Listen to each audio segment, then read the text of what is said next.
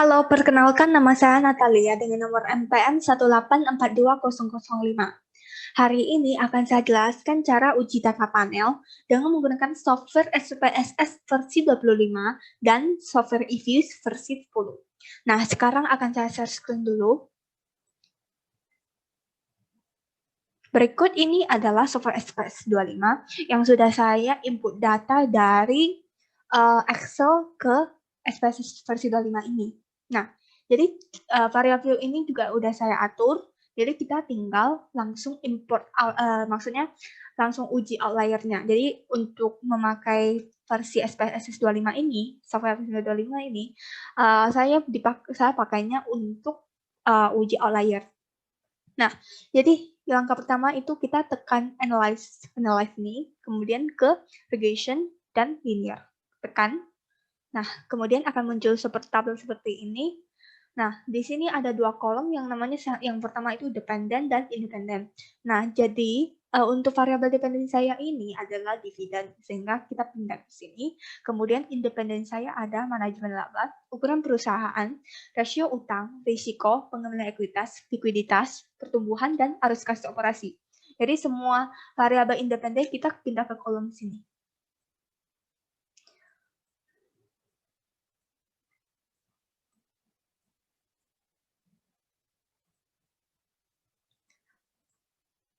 Oke, ini sudah semua dipindah, kemudian kita tekan save. Nah, pada save ada kolom residual ini, kita tandain standard student type delete. Kemudian kita tekan continue, kemudian oke. Nah, setelah itu, pada kolom variabel ini akan muncul sebuah namanya SDR1. Nah, untuk di SDR1 ini kita pertama-tama kita urutkan dulu urutannya. Jadi kita tekan mouse-nya klik kanan, kemudian tekan start ascending ini. Nah, dengan begini akan muncul, urutkan variabel-variabelnya. Maksudnya angkanya yang urutkan ya. Nah, setelah itu kita harus menghapus outlier-nya. Jadi cara hapusnya gimana? Yaitu yang angkanya lebih besar dari 1,96 dan angkanya yang lebih kecil dari minus 1,96 itu 1,96 itu harus kita hapus. Nah, jadi kebetulan mungkin data-datanya agak salah ya. Jadi muncul yang kosong ini juga harus kita hapus. Kemudian bersama yang minus 1,96 juga harus kita hapus. Jadi yang kita perlu hapus itu sampai sini. Angka 15 ini. Oke. Oke, jadi kita blok. Kemudian klik kanan dan clear. Nah, dengan begini lainnya yang bagian minus 1,9 lebih kecil dari minus 1,96 ini sudah dihapus. Nah, kemudian kita ke bawah, ke paling bawah, dan kita coba fokus ke SDR ini. Yang positif, yang lebih besar dari 1,96, yang mana? Yang sampai angka 2 ini. Jadi 2 sampai 31 ini harus dihapus. Jadi 2 ini dari 969 ini. Oke, kita clear. Nah, dengan begini, jadilah uji outlier-nya. Jadi outlier-nya sudah dihapus. Oke. Baik, setelah kita udah hapus outlier-nya, kita langsung masuk ke uji yang lainnya. Nah, jadi untuk uji yang kayak statistik, discrete, dan lain-lain, saya pakai software eViews versi 10. Nah, di bagian screen ini yang bagian kiri adalah eViews-nya, dan yang bagian kanan adalah kriteria untuk uji. Jadi, untuk lebih gampang, saya buat Word ini supaya lebih jelas. Nah, jadi untuk mau uji, kita harus import data dulu ya. Jadi, data yang tadi di SPSS sudah saya pindahkan ke Excel dan kita harus import ke eViews. Jadi kita tekan file, kemudian open, dan tekan foreign data as work finding. Jadi bisa muncul data yang ada di desktop kita atau di komputer kita. Nah, di sini saya simpannya di desktop, kemudian project saya, dan data uji SP ini ya. Oke. Nah, setelah kita tekan, dia akan muncul tabel ini. Kita selalu next saja, next 3 kali, kemudian dia muncul tabel yang bentar, belum muncul. Nah, tabel ini. Nah, pastikan basic structure di sini dia munculnya data panel, Kemudian cross section ID series ini kita tekan kode, ketik kode, dan data seriesnya tahun. Oke, setelah itu kita tekan finish. Nah, ini no-kan aja. Oke, dia akan muncul. Nah, jadi kita sekarang mau uji statistik deskriptif. Nah, maka langkah yang pertama yang kita harus lakukan ialah kita tekan klik, kemudian grup statistik, deskriptif statistik, dan common sample. Oke, setelah itu kita harus masukin rumus yang mau kita pakai. Nah, rumusnya sebelumnya udah saya ketik di Word ini, kita tinggal copy aja. Copy, paste. Nah, ingat ya, depannya harus dependen, belakangnya independen, dengan tengahnya ada satu konstanta gitu. Oke, dia oke. Nah, ini muncullah data statistik deskriptifnya ini udah jadi. Jadi ini hasilnya. Nah, jadi statistik deskriptif ini tujuannya untuk mengetahui median, terus maksimum, minimum, mean, standar deviasi dari variabel dependen dan independen kita. Nah, ini hasilnya. Oke. Sekarang kita freeze dulu, terus kita kasih namanya statistik deskriptif. Nah, ini nggak bisa spasi ya, jadi kita langsung terus gini aja. Oke. Nah, sudah simpan, kita langsung kalikan aja. Bentar. Oke, selanjutnya ini udah siap. Nah, selanjutnya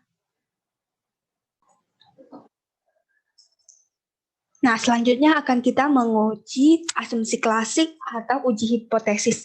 Namun, untuk sebelumnya kita harus memilih dulu model yang terbaik untuk uji yang tadi saya sebutin. Jadi, dengan itu kita harus, pertama-tama kita harus menguji dulu ada 3 sih. Yang pertama itu namanya CEM, yang kepanjangannya Common Effect Model, kemudian FEM, Fixed Effect Model, dan yang terakhir itu Random Effect Model, yaitu REM, yang disingkat dengan REM. Jadi 3 ini adalah cara untuk memilih model terbaik. Nah, langkah pertama kita hitung dulu, uji dulu cara CEM-nya. Jadi,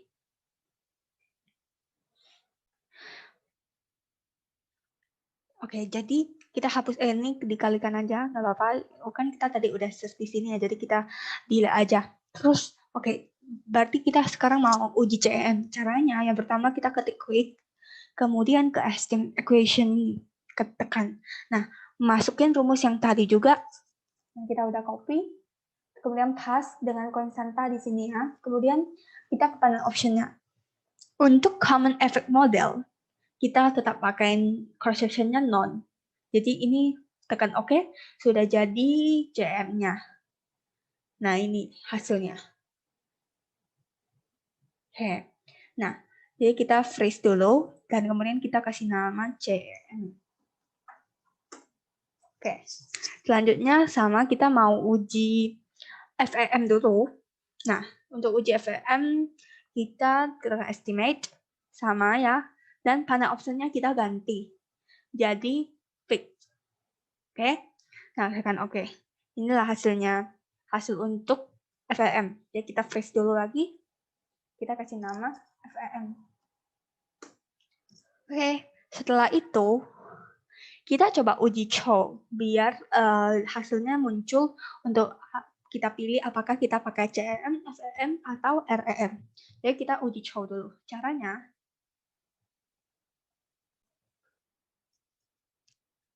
caranya kita tekan view, kemudian kita ke fixed random effect testing ini. Nah, untuk CEM kita tekan redundant fixed effect likelihood ratio ini. Jadi kita tekan. Nah, ini muncullah hasil uji show.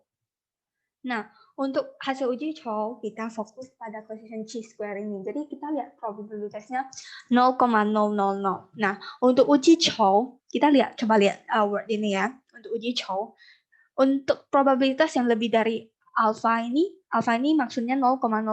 Jadi untuk probabilitas yang lebih dari 0,05, model terpilih itu common effect model.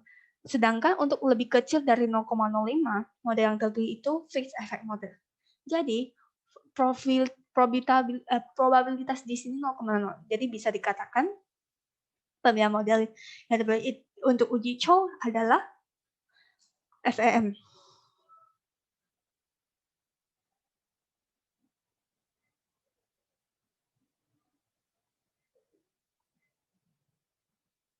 kita kasih freeze dulu dan kasih nama uji choke. Oke, setelah itu kita akan uji Hausman. Nah, uji Hausman akan pilih antara REM dan REM. Jadi caranya kita ganti dulu estimate-nya, ganti ke random dulu. Sama seperti tadi, hanya coefficient-nya ganti ke random. Oke, kita tekan OK. Nah, kita freeze dulu untuk REM-nya, jadi kasih nama REM. Oke.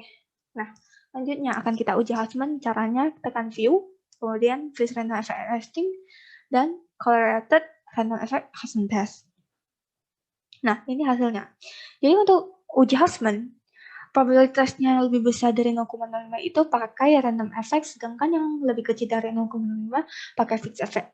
Nah, untuk probability coefficient random probabilitasnya kan 0,2692. Jadi lebih besar dari random effect. Maka yang ini uji Hausman-nya menyatakan model terbaik itu dipilih pakai random effect. Jadi ini adalah Hausman-nya.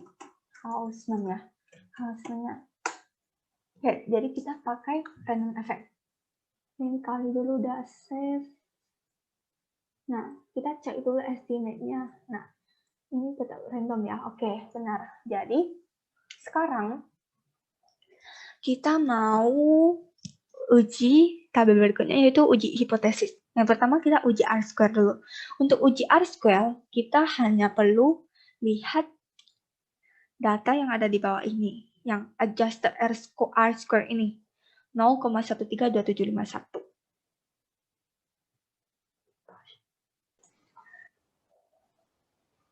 Oke, jadi hasilnya kan sekian. Nah, untuk ketentuan uji R-square, presentasi variasi semua variabel X mempengaruhi Y.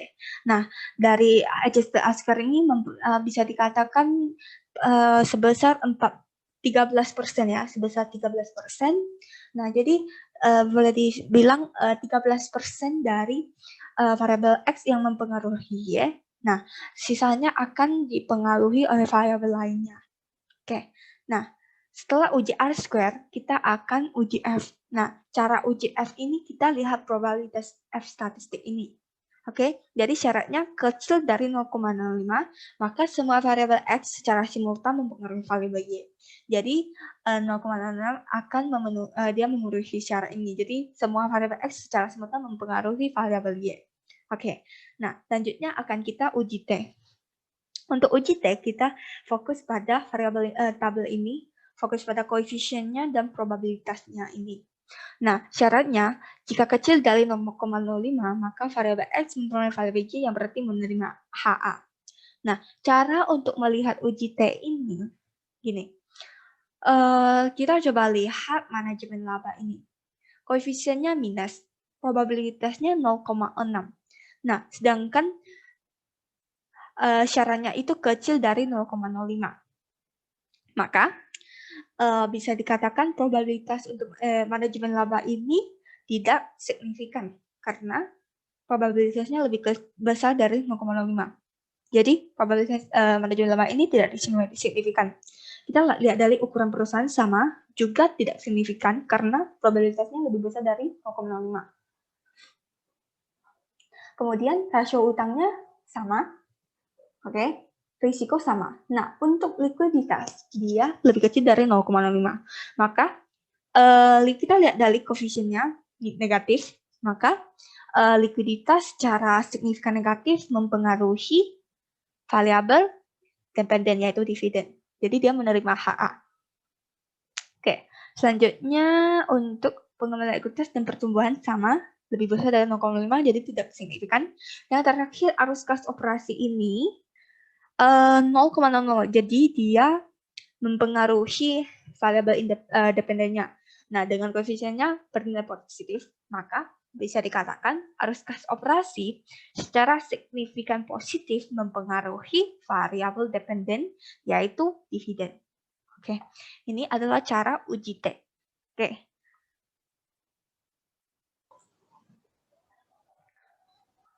Oke, maka uji hipotesis kita udah selesai. Kita freeze dulu. Kasih nama uji hipotesis. Biar nanti gampang cari data ya. Oke. Terus, oke. Selanjutnya akan kita ini kalikan dulu. Oke. Selanjutnya kita mau uji multikolinearitas dan uji heteroskedasitas. Untuk pertama kita uji multi ini dulu ya. Nah, untuk uji multi ini kita tekan quick, kemudian group statistik, dan ke correlation.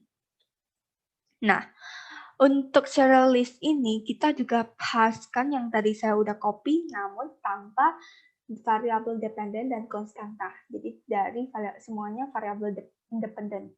Oke, kita pas. Oke, nggak salah. Oke. Nah, kita tekan oke.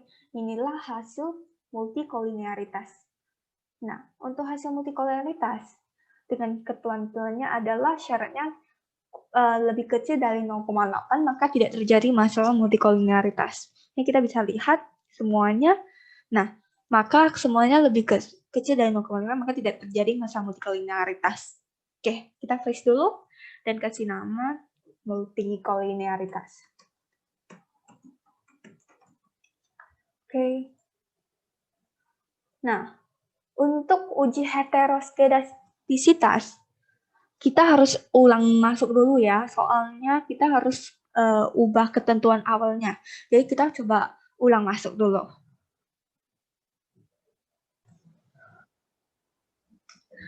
Oke, jadi kita coba save filenya dulu ya. Filenya di save dulu. Yes. Oke. Nah, kemudian kita open new yang seperti tadi dari awal foreign data expo file. Kemudian kita buka yang data uji SP mana ya? Oh, di project UAS. Kemudian yang ini. Oke. Kemudian ini sama next 3 kali. Oke. Nah, untuk step yang berikutnya, yang ini. Tadi kan data penuh. Jadi kita diganti unstructured atau undated. Oke. Nah, kemudian baru tekan finish. Nah, ini ditekan 0. Nah, setelah itu kita akan uji heteroskedastisitas tipe white. Oke? Caranya kita tetap sama, ketik quick, kemudian estimated equation, sama copy yang tadi, pass. Oke? Kemudian ini muncul, ini kita save dulu, freeze, kasih nama EQ01. Oke. Nah, kemudian kita tekan view, dan ratio diagnosis, dan heteroskedasticity test. Nah, karena kita pakai tipe white, maka kita tekan yang ini white dan oke. Maaf, ada kesalahan teknik. Ulang. Kita coba ke quick, terus bentar. Ini delete dulu ya. Kemudian EQ1 ini juga di delete ulang aja kita ya. Ulang satu kali lagi. Jadi sama, kita quick, kemudian ke estimate equation, pass dulu rumusnya, kemudian oke. Dan ini di freeze dan kasih nama EQ01. Oke. Kemudian ini boleh ditutup, kemudian tekan view, ratio diagnosis, heteroskedasticity test, kemudian ini pilih white, dan di sini include reverse tanda ini kita dihilangkan. Oke? Nah, oke. Selanjutnya ini adalah hasil heteroskedasticity test. Tipe white. Nah, untuk ketentuan uji heteroskedastisitas, syaratnya itu lebih dari 0,5 maka tidak terjadi masalah heteroskedastisitas. Nah, untuk itu kita lihat proxy square yang di sebelah of R square, yang ini. Hasilnya itu 0,943, maka boleh dikatakan tidak terjadi masalah heteroskedastisitas. Oke, setelah itu kita freeze dan kasih nama hetero. Nah, oke, kalau gitu sekian dari tes uji data panel ini. Jika ada kesalahan, mohon maaf dan terima kasih.